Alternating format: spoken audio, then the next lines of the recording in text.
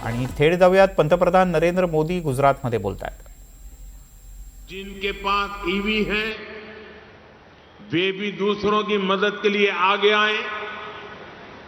साथियों, digital technology ने अब इतना कुछ आसान बना दिया है। टेक्नोलॉजी की मदद भी हमारे लिए बहुत फायदेमंद होगी। ये जरूरी है कि सरकारी और प्राइवेट दोनों ही दफ्तरों में वर्चुअल मीटिंग्स और वर्क फ्रॉम होम को प्राथमिकता दी जाए। मैं कुछ स्कूलों से भी आग्रह करूंगा कि कुछ समय के लिए ऑनलाइन क्लासेज की व्यवस्था पर काम करें। साथियों, सिर्फ ईंधन ही नहीं, खाने के तेल पर भी देश की बड़ी विदेशी मुद्रा खर्च होती है। अगर हम थोड़ा संयम बरतें, तेल की खपत कम करें, खाने के तेल की, तो इससे देश और हमारी सेहत दोनों को लाभ होगा। और सूरत वालों को मैं खास कहता हूं,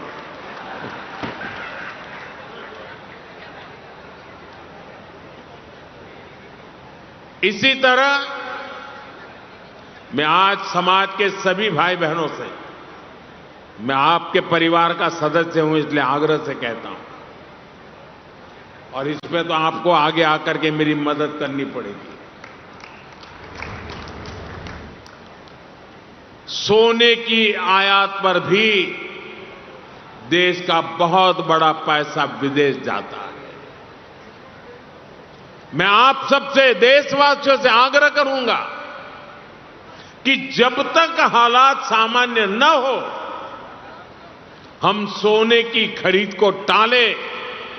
गोल्ड की जरूरत नहीं है।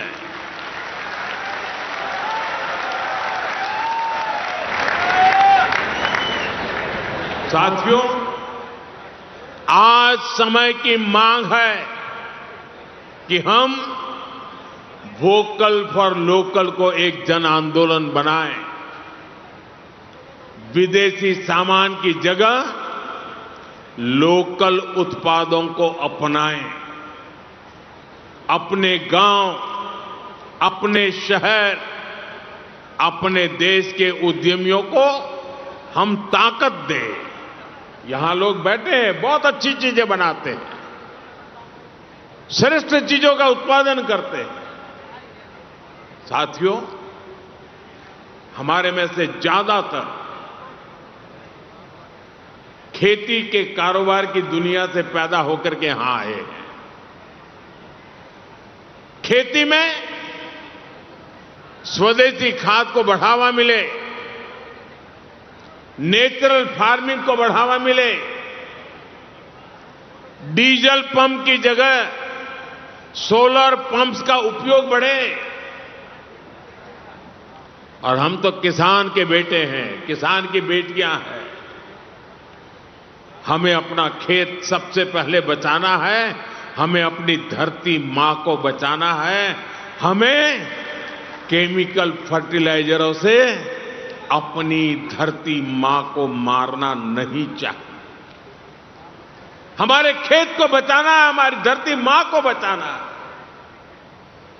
और इसलिए मैं आप सबसे आग्रह करूंगा कि आप अपने गांव में हर किसान भाई बहन को केमिकल फर्टिलाइजर से मुक्ति का रास्ता बताइए, नेचुरल फार्मिंग की तरफ ले जाइए। साथियों, एक और भी अहम विषय, और वो भी आप में से बहुतों को लागू होता है, बुरा मत मानना, फैशन हो गई है। जैसे ही वैकेशन हुआ, बच्चों के हाथ में विदेश की टिकट पकड़ा देते हैं। विदेश में जाके वैकेशन कर रहे हैं। गर्मी की छुट्टियां आ रही हैं, आजकल विदेश घूमने, वहां पर डेस्टिनेशन वेडिंग, ये मैं यहां से बहुत से लोग हैं, अब मुझे निमंत्रण नहीं भेजते हैं, पहले भेजते थे क्योंकि विदेश में ही शादी करते थे, अब बंद कर रहे हैं। ये विदेश में वेडिंग इनका फैशन खूब बढ़ रहा है, और लेकिन इस पर भी बहुत विदेशी मुद्रा खर्च होती है। साथियों, आप सोचिए, क्या भारत में ऐसी जगह नहीं है जो हम अपनी वैकेशन वहां बनाएं, हमारे बच्चों को हमारा इतिहास पढ़ाएं, हम अपने स्थानों पर गर्व करें? और जरूरी है कि भारत में ही अपनी वैकेशन मनाएं। और वेडिंग के लिए भी मैं नहीं मानता हूं कि भारत से अधिक कोई अच्छी पवित्र जगह हो सकती है हमारे लिए।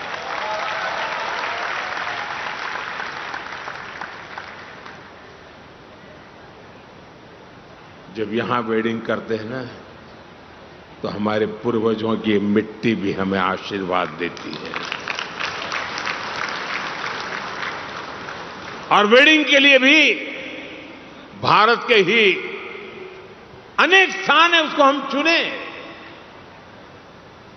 हमारे गुजरात में तो वैसे भी एक से बढ़कर एक स्थान है। और मैं तो आप सब पाटीदार भाइयों को तो कहूंगा, आपको तो अब शादी स्टैच्यू ऑफ यूनिटी वहीं पर जाके करनी चाहिए। आपकी हर शादी में सरदार साहब खुद आशीर्वाद देने के लिए मौजूद रहेंगे। और वहीं पर आपने, जैसे हरिद्वार ऋषिकेश में आप शांति के लिए जगह बना रहे हैं ना, वैसे ही आप स्टैच्यू ऑफ यूनिटी में शादी के लिए जगह बना दीजिए।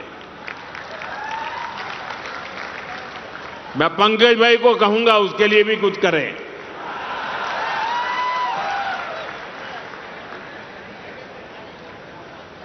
जैसे हाल के वर्षों में सरदार साहब के स्टैच्यू ऑफ यूनिटी, हमारा एकता नगर पर्यटन का इतना बड़ा केंद्र बनकर उभरा है कि हम ये तय कर सकते हैं, हम ज्यादा से ज्यादा लोगों को स्टैच्यू ऑफ यूनिटी पर लेकर के जाएं। विदेशों में हमारे बहुत लोग रहते हैं, मैं उनको कहता हूं कि आपका दायित्व है कम से कम 5 विदेशी परिवारों को भारत देखने के लिए लेकर के आइए। आप देश विदेश में हमारे संपर्क का कोई भी परिवार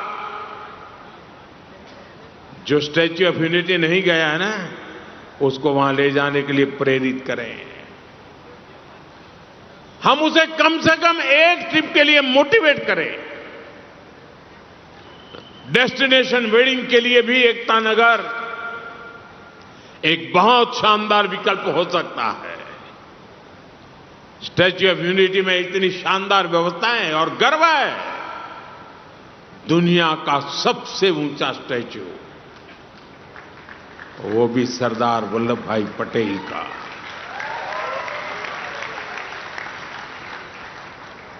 इस देश का कोई नागरिक ऐसा नहीं हो सकता है कि जिसको इसके लिए गर्व न हो दोस्तों। और मैं आपसे आग्रह करता हूं, आप सभी इसका फायदा उठाइए, इसका लाभ उठाइए।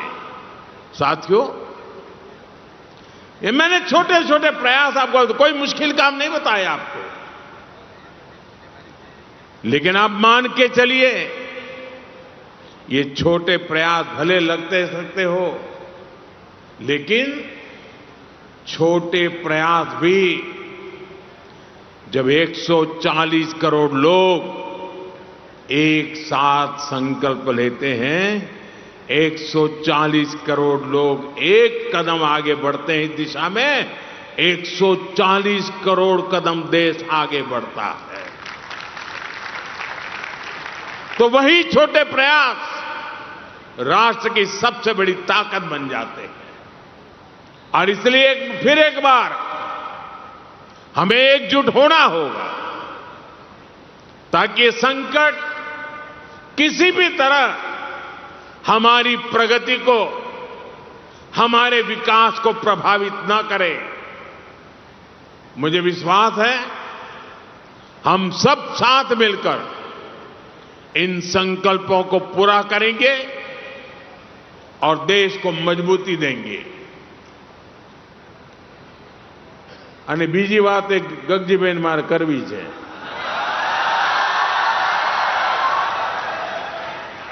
આપે મને સરદાર ગૌરવ રત્નથી સન્માનિત કર્યો।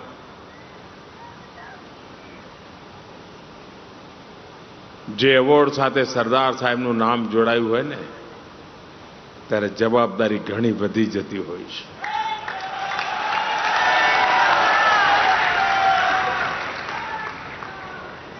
એટલે એક પ્રકારે ગગજીભાઈએ બહુ ચાલાકીપૂર્વક આજે મને બાંધી દીધો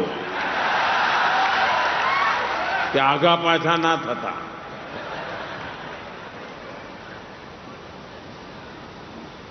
અને કદાચ મારા નસીબમાં લખાયેલું છે કે સરદાર સાહેબના જેટલે જે સપના હતા ને એમણે શરૂ કરેલા જેટલા કામો હતા ને એ બધા પૂરા કરવાનું મારા જ નસીબમાં આવ્યું છે।